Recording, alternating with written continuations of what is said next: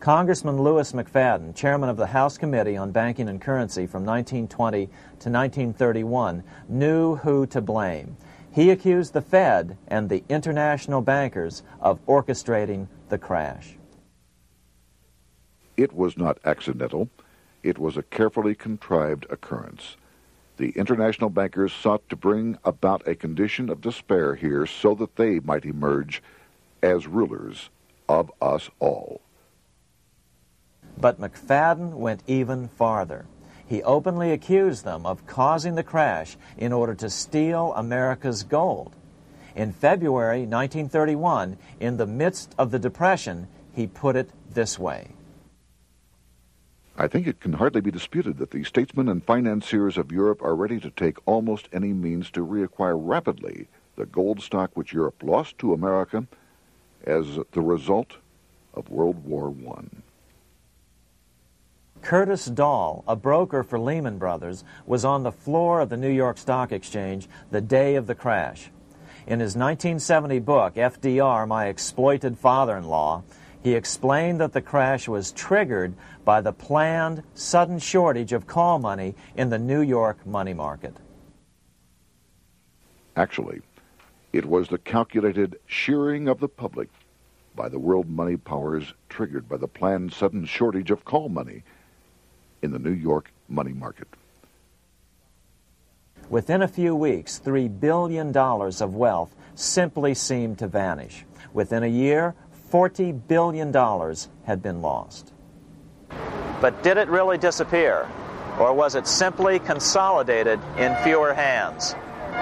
And what did the Federal Reserve do?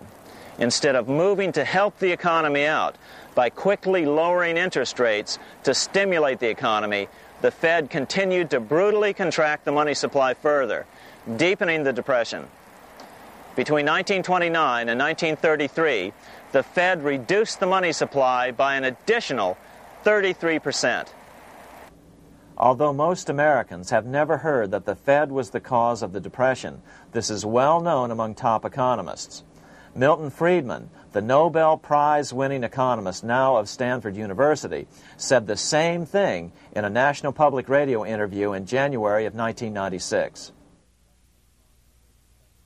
The Federal Reserve definitely caused the Great Depression by contracting the amount of currency in circulation by 1/3 from 1929 to 1933.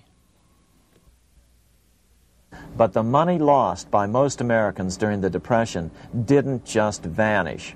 It was just redistributed into the hands of those who had gotten out just before the crash and had purchased gold, which is always a safe place to put your money just before a depression. But America's money also went overseas. Incredibly, as President Hoover was heroically trying to rescue banks and prop up businesses, with millions of Americans starving as the Great Depression deepened, millions of dollars were being spent rebuilding Germany from damage sustained during World War I.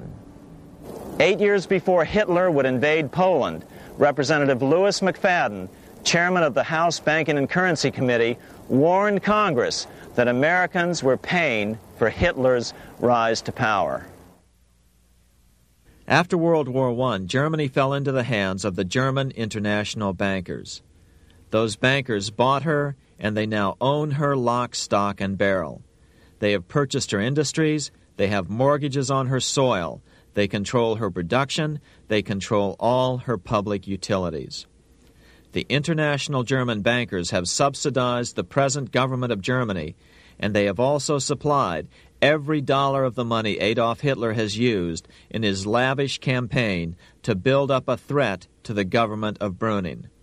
When Brüning fails to obey the orders of the German international bankers, Hitler is brought forth to scare the Germans into submission. Through the Federal Reserve Board, over $30 billion of American money has been pumped into Germany. You have all heard of the spending that's taken place in Germany. Modernistic dwellings, her great planetariums, her gymnasiums, her swimming pools, her fine public highways, her perfect factories. All this was done on our money. All this was given to Germany through the Federal Reserve Board. The Federal Reserve Board has pumped so many billions of dollars into Germany that they dare not name the total. Franklin D. Roosevelt was swept into office during the 1932 presidential election. Once Roosevelt was in office, however, sweeping emergency banking measures were immediately announced, which did nothing but increase the Fed's power over the money supply. Then, and only then, did the Fed finally begin to loosen the purse strings and feed new money out to the starving American people. At first, Roosevelt railed against the money changers as being the cause of the Depression. Believe it or not, this is what he said on March 4th, 1933, in his inaugural address. Practices of the unscrupulous money changers stand indicted in the court of public opinion, rejected by the hearts and minds of men. The money changers have fled from their high seats in the temple of our civilization. But 2 days later, Roosevelt declared a bank holiday and closed all banks. Later that year, Roosevelt outlawed private ownership of all gold bullion and all gold coins with the exception of rare coins. Most of the gold in the hands of the average American was in the form of gold coins. The new decree was, in effect, a confiscation. Those who didn't comply risk as much as 10 years in prison and a $10,000 fine, the equivalent of $100,000 today. Out in small-town America, some people didn't trust Roosevelt's order. Many were torn between keeping their hard-earned wealth or obeying the government. Those who did turn in their gold were paid the official price for it, $20.66 per ounce.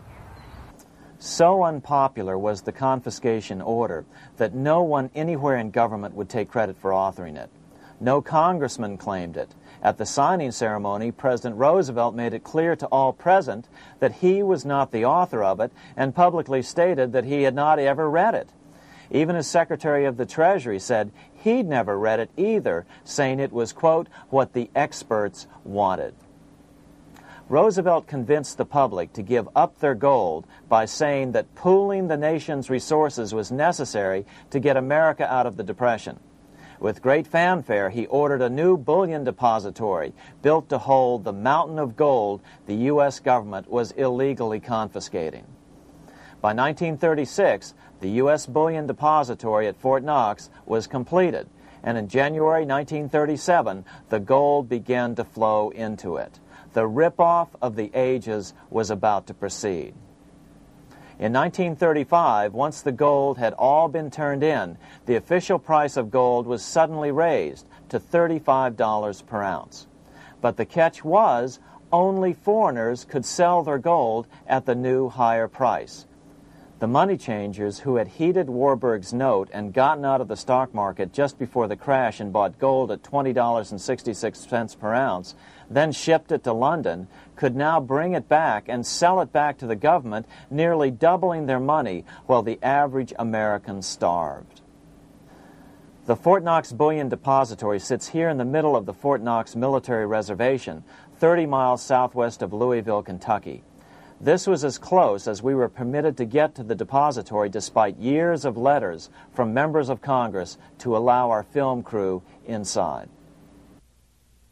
The 4-acre grounds immediately surrounding the building are guarded by an electrified steel fence, an open moat, and 4 machine-gun-armed guard pillboxes at the structure's corners. When the gold began arriving on January 13, 1937, there was unprecedented security. Thousands of official guests watched the arrival of a 9-car train from Philadelphia, guarded by armed soldiers, postal inspectors, Secret Servicemen, and guards from the U.S. Mint. It was all great theater.